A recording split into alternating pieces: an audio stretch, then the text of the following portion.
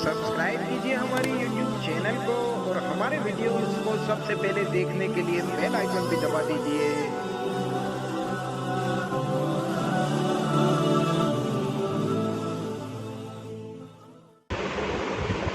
अहले बैत से कौन मुराद है? अहले बैत किन लोगों को कहा जाता है?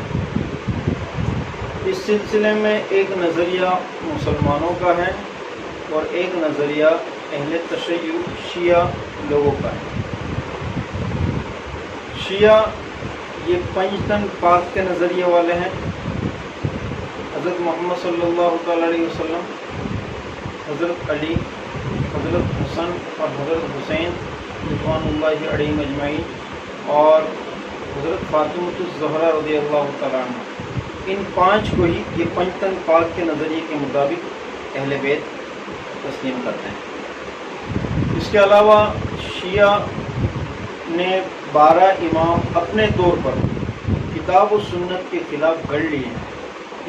इसको ये मासूम भी समझते हैं।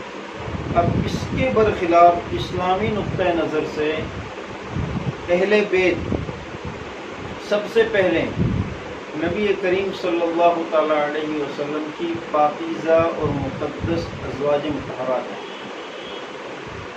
उसके बाद आपकी औलाद हैं, आपके दामाद हैं। अब इस दोनों नज़रियों को समझना मुसलमानों के लिए निहायत ज़रूरी है। इस शियों का नज़रिया जुदा है।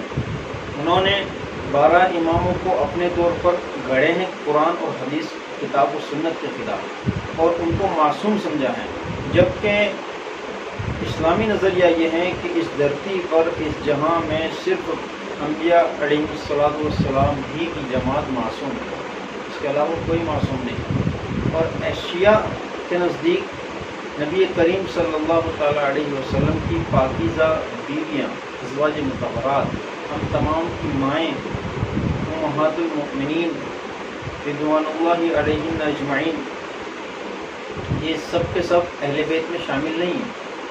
और इस्लामी नज़रिए के मुताबिक अल्लाह ताला ने सबसे पहले अहले बैत में अज़वाज मुतहहरात को बयान किया है। कुरान करीम में सूरह अहज़ाब में अल्लाह ताला ने अज़वाज मुतहहरात को खिताब करते हुए रसूल करीम सल्लल्लाहु तआला अलैहि वसल्लम को इरशाद फरमाया है। मुख्तलिफ मकामात पर या निसा नबी के अल्फाज से अल्लाह ताला खिताब फरमाते हैं और अल्लाह ताला फरमाते हैं, इन्नमा युरीदुल्लाहु लियुज़हिबा अन्कुमुर रिज्स अहलल बैत व युतह्हिरकुम तत्हीरा।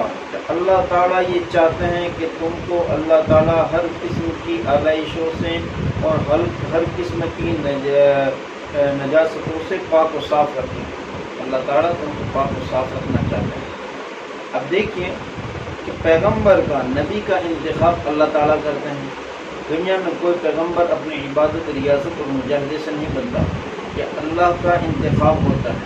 पैगंबर के लिए अज़वाज बीवियों का इंतखाब भी अल्लाह फरमाते हैं और पैगंबर के अक़्द में निकाह में आने के बाद उनकी तत्हीर भी अल्लाह फरमाते हैं, उनको पाक भी अल्लाह ताला फरमाते हैं।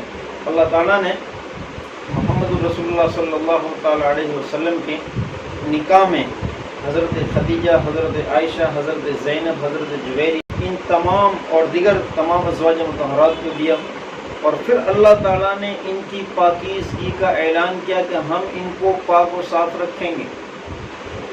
और इनके मुतालिक अल्लाह ताला फरमाते कि ये अहले बैत यानी नबी करीम सल्लल्लाहु अलैहि वसल्लम के अहले बैत से हैं। और अहले बैत कहते भी उर्फ़ में उसी को हैं कि घर वाले और बीवियाँ सबसे ज़्यादा करीब होती हैं, उसी को घरवाला कहा, घर में रहती हैं और शौहर की करीब होती है, इसीलिए उसको घरवाली कहा जाता है। तो कुरान करीम ने अहले बैत में अज़वाज मुतहहरात का जिक्र किया।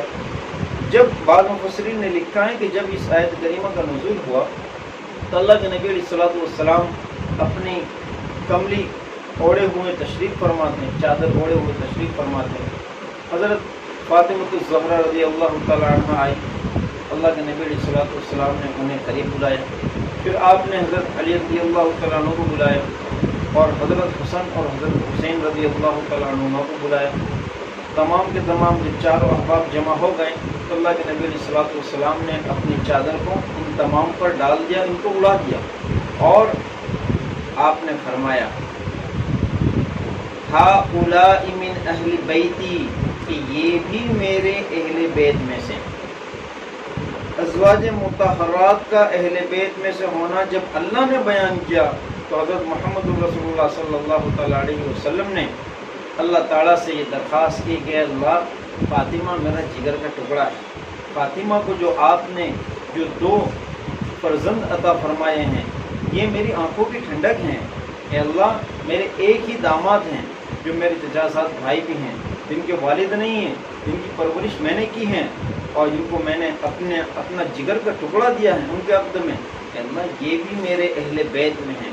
تو اللہ کے نبی علیہ السلام نے ان چاروں کو اہل بیت میں شامل فرمایا، اور جب اللہ کے نبی علیہ السلام نے یہ ارشاد فرمایا اس وقت آپ کی جو 3 بیٹیاں اور تھیں، حضرت زینب، حضرت رقیہ، حضرت ام کلثوم، وہ دنیا سے رخصت ہو چکی تھی۔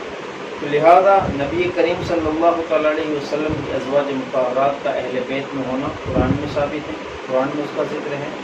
آپ کی اولاد کا اہل بیت میں سے ہونا احادیث میں اس کا ذکر ہے۔